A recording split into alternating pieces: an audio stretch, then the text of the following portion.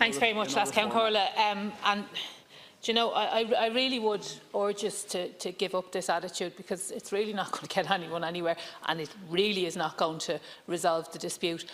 Do you accept that without pay on the table for negotiation, that this dispute cannot be resolved? Will you commit to making a telephone call? Because it's very easy to come in here and talk about patient safety. And by the way, your record speaks for itself on patient safety. Okay, the waiting lists, everything else. And the people up in the gallery know that. Will you give a commitment to picking up the phone and having a meaningful dialogue with Peter Hughes and Phil Nehay to ensure that this matter can be resolved? Because there's nothing more certain than the fact that this will be resolved. No dispute goes on forever. Okay?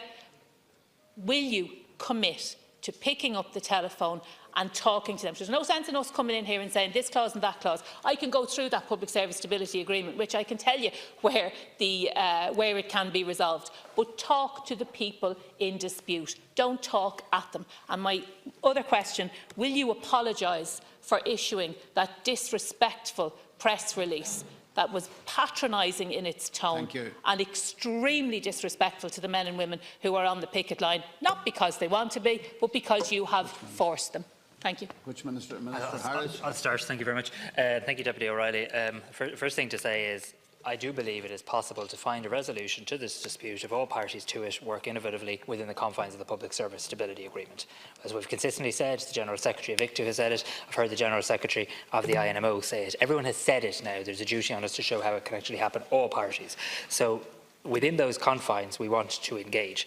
Will I pick up the phone and ring the General Secretary of the INMO? The General Secretary of the INMO knows she talks to me regularly, but the way to resolve industrial relations disputes is through the state's machinery, which you've outlined. That's where we. I'm answering your. There is no sense. You're actually using my time now. Sense in going to the Labour Court or anywhere else unless a signal comes from government to say that pay. Well, maybe if you're looking for a signal for government, maybe then allow me speak. The signal from government is clear. We want to find a resolution. We believe it's possible to find a resolution within the Public Service Stability Agreement. Other parties to the dispute have said that. We'll only do it through intense engagement. I hope that can start imminently. I hope that can start imminently and that everyone can really put their shoulder to the wheel.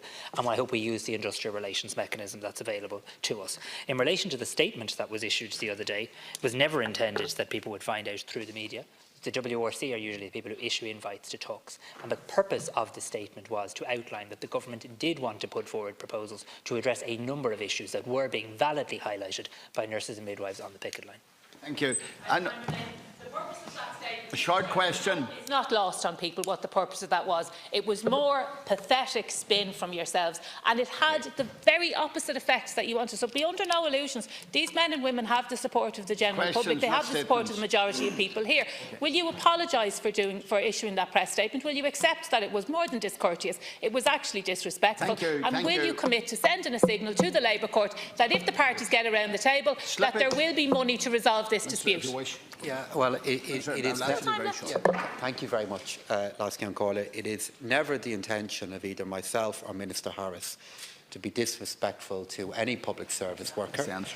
What we were doing is, in the context of the fact that there was questions being asked about us about would we engage with the Workplace and Relations Commission, we were indicating our willingness to do so.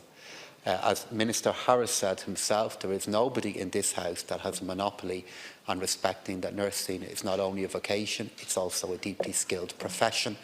But I think it is only appropriate that all who are commenting on participating in this issue know that at that point we were and still are willing to engage in the Workplace Relations Commission.